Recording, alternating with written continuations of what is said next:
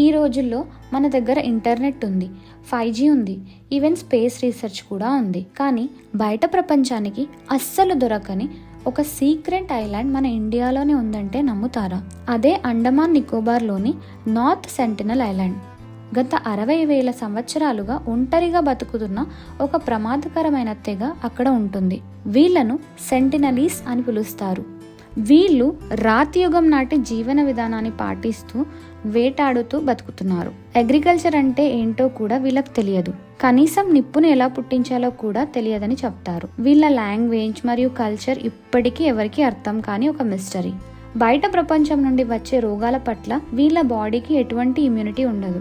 అందుకే వీళ్ళు బయట మనుషులను అస్సలు దగ్గరికి రానివ్వరు. వాళ్ళ ఏరియాలోకి ఎవ్వరు వెళ్ళినా సరే ఆరోస్ తో అటాక్ చేసి చంపేస్తారు. కానీ 1991లో ఒక ఇండియన్ ఉమెన్ సైంటిస్ట్ ఎటువంటి వెపన్స్ లేకుండా చాలా పీస్ఫుల్ గా వాళ్ళని కలిసి ఒక హిస్టరీ క్రియేట్ చేశారు. ఆమెనే ఆంథ్రోపాలజిస్ట్ డాక్టర్ మధుమాలా చటోపాధ్యాయ. మధుమాలా గారు 1961 మార్చ్ 16న బెంగాల్లోని కోల్కతా దగ్గర ఉన్న షిప్పూర్లో జన్మించారు.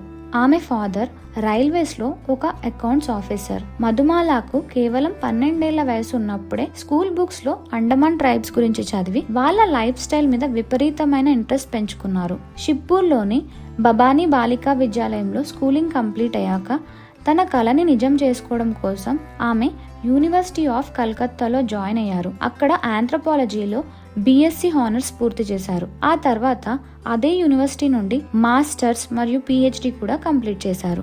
అండమాన్ గిరిజనుల జెనెటిక్స్ మీద ఆమె చేసిన PhD రీసెర్చ్ కి చాలా అప్రిసియేషన్ వచ్చింది. 1989లో PhD కాగానే ఆమె ఆంథ్రోపాలజికల్ సర్వే ఆఫ్ ఇండియాలో రీసెర్చ్ అసోసియేట్ గా సెలెక్ట్ అయ్యారు. ఆ తర్వాత అండమాన్ అండ్ నికోబార్ ఐలాండ్ లోనే ఉంటూ ఏకంగా 6 సంవత్సరాల పాటు రకరకాల ట్రైబ్స్ మీద ఫీల్డ్ వర్క్ చేశారు.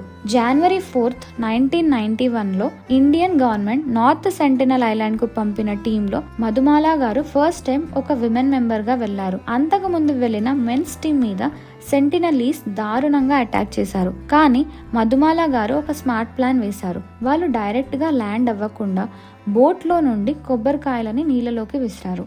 సెంటినల్ ఐలాండ్ లో కొబ్బరి చెట్లు ఉండవు.